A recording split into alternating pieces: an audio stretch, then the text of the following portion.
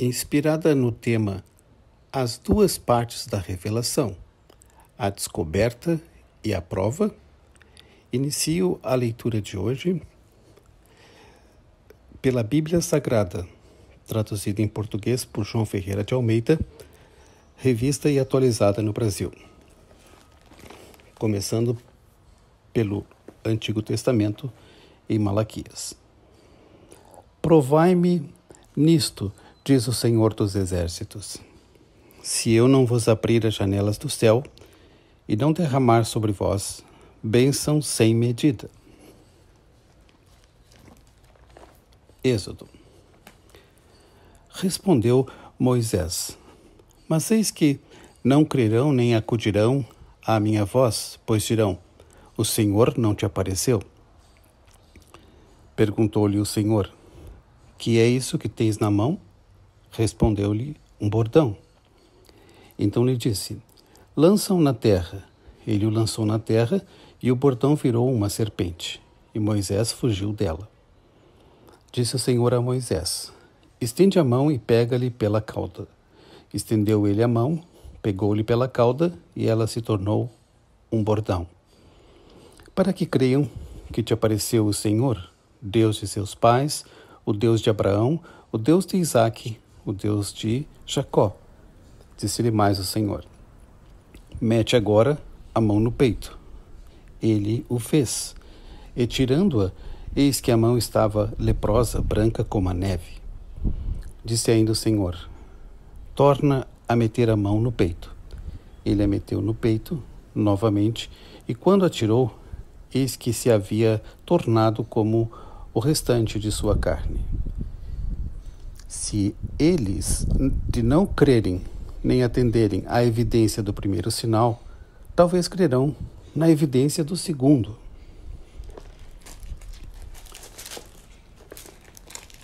Do livro de Isaías.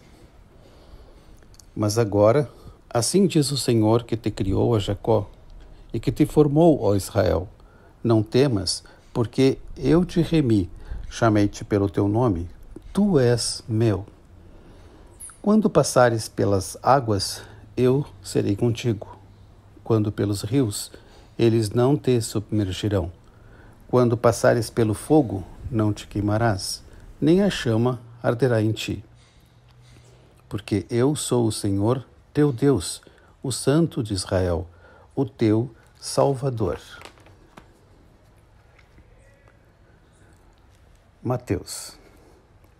E percorria Jesus todas as cidades e povoados, ensinando nas sinagogas e pregando o evangelho do reino e curando toda sorte de doenças e enfermidades.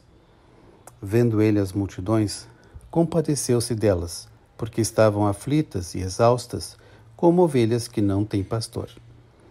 E então se dirigiu a seus discípulos: a seara, na verdade, é grande, mas os trabalhadores são poucos. Rogai, pois, ao Senhor da seara, que mande trabalhadores para a sua seara. Tendo chamado os seus 12 discípulos, deu-lhes Jesus autoridade sobre espíritos imundos, para os expelir e para curar toda sorte de doença e enfermidades.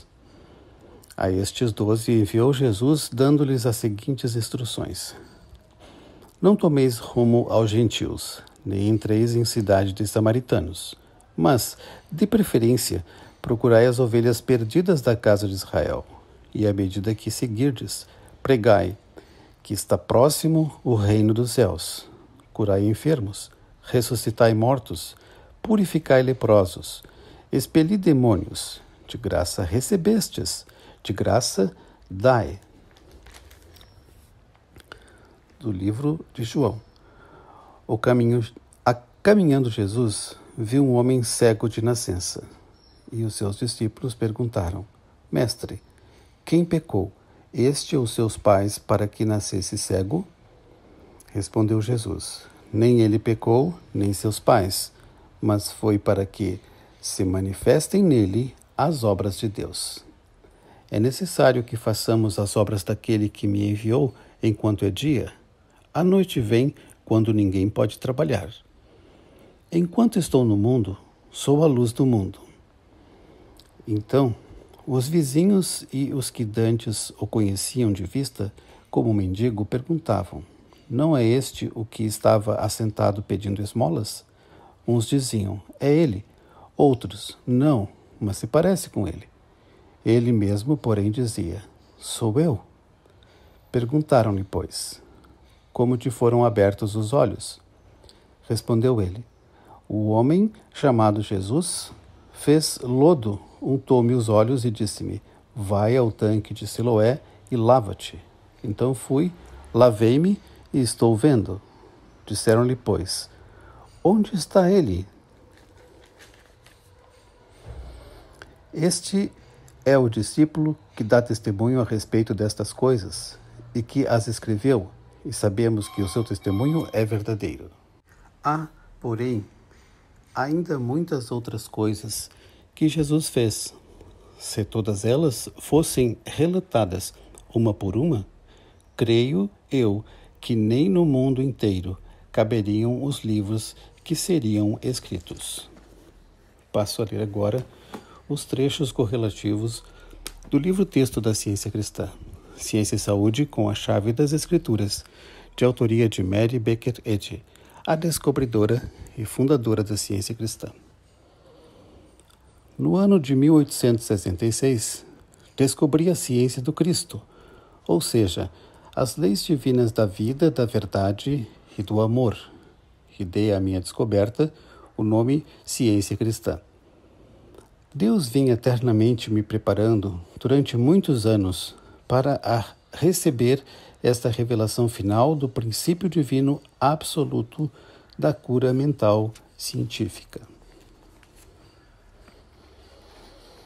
Na obra Retrospecção e Introspecção desta autora, encontra-se um esboço biográfico que narra as experiências que a levaram no ano de 1866 à descoberta do sistema que denominou ciência cristã.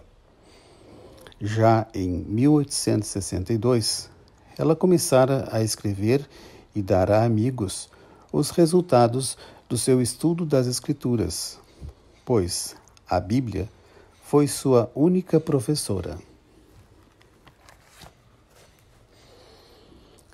A expressão ciência cristã foi introduzida pela autora para designar o sistema científico de cura divina. A revelação consiste de duas partes. 1.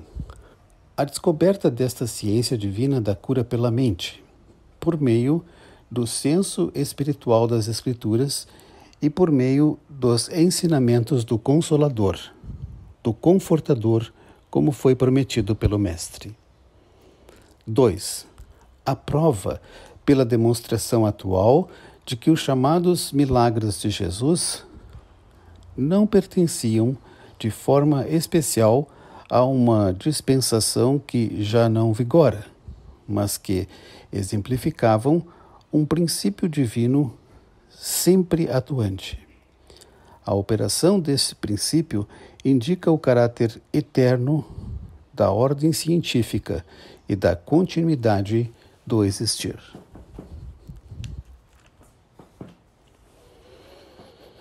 Durante 3 anos após minha descoberta, procurei a solução dessa questão da cura pela mente. Examinei as Escrituras e quase não li outra coisa. Conservei-me afastada da sociedade e dediquei meu tempo e minhas energias a descobrir uma regra confiável. A pesquisa foi doce, calma e animada pela esperança, não apegada ao ego, nem deprimente. Eu sabia que o princípio de toda a ação harmoniosa da mente é Deus, e que nos primeiros tempos do cristianismo, as curas se efetuavam por uma fé que santificava e elevava. Mas eu precisava conhecer a ciência desta maneira de curar, e cheguei a conclusões absolutas graças à revelação divina, ao raciocínio e à demonstração. A revelação da verdade me veio à compreensão aos poucos, e evidentemente pelo poder divino. Quando uma nova ideia espiritual nasce para o mundo, cumpre-se novamente a profecia bíblica de Isaías. Um menino nos nasceu, e o seu nome será Maravilhoso.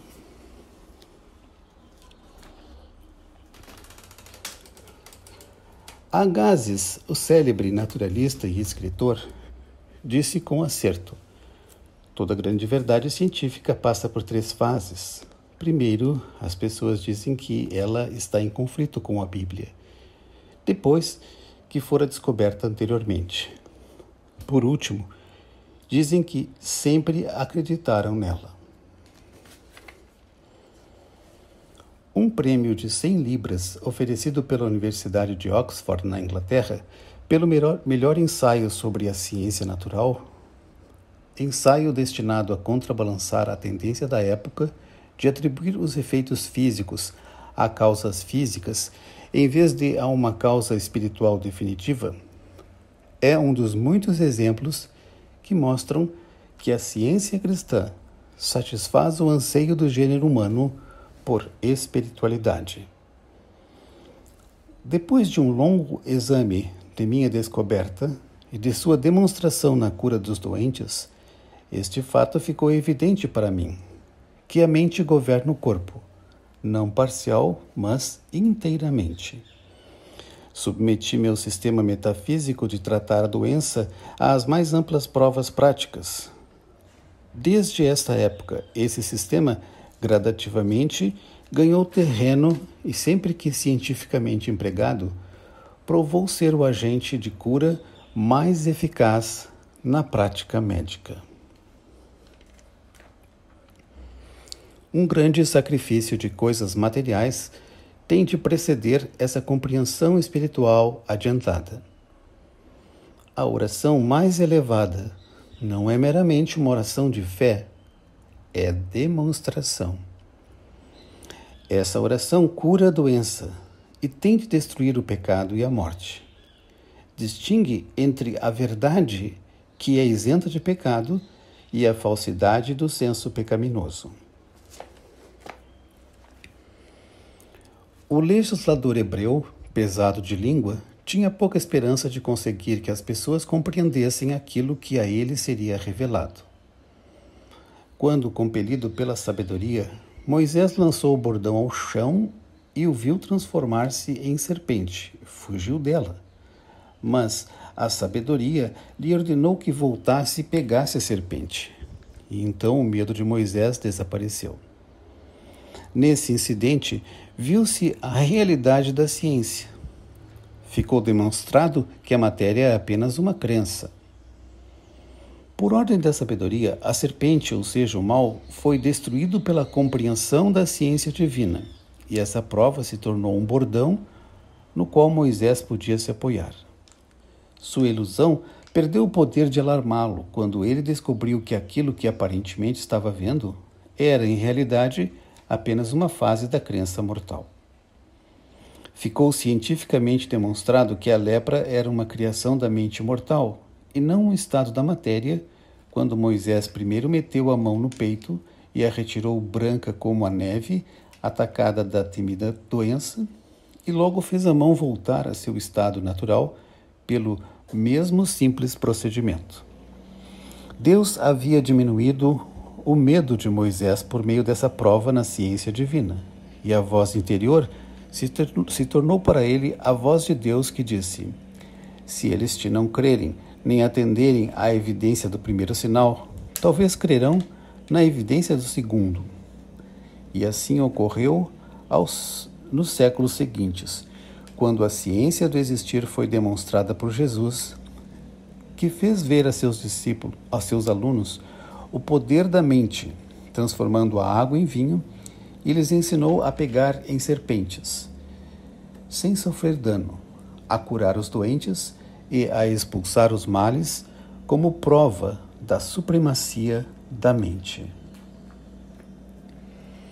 Moisés fez progredir uma nação até a adoração de Deus em espírito em vez de na matéria, e mostrou as grandiosas capacidades humanas do existir outorgadas pela mente imortal. Cada dia exige de nós provas mais elevadas em vez de declarações do poder cristão. Essas provas consistem unicamente na destruição do pecado, da doença e da morte pelo poder do Espírito, como Jesus os destruiu. Esse é um elemento de progresso, e o progresso é a lei de Deus, lei que exige de nós apenas aquilo que, com certeza, podemos cumprir.